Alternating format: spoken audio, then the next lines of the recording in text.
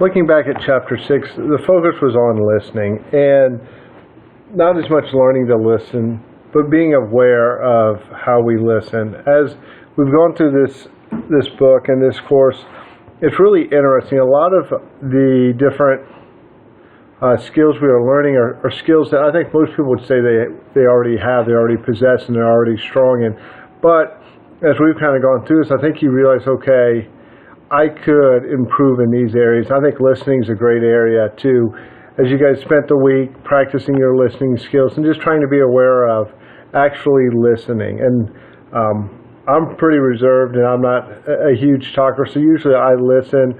Am I always paying attention? Probably not. But I try to listen, and I'm not the type of person that wants to jump in with response as quick as possible. But there are a lot of people like that. There are a lot of conversations.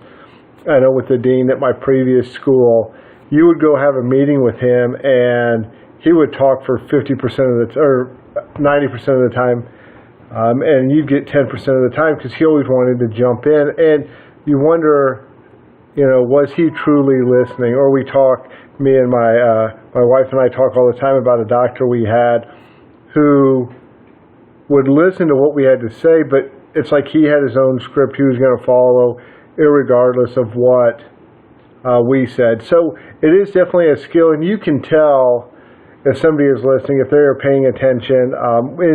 And for us, as we went through this week, thinking about our mindful communication methodology, that 4-step process, to when you hear something to pause. I think the example given by the author is great, where here she had an employee come in that she was ready to berate for not producing or not doing her part in a mentorship, but once she just paused and listened to what was going on, she realized, okay, there's something more at play here, and by listening to her, we can address this issue.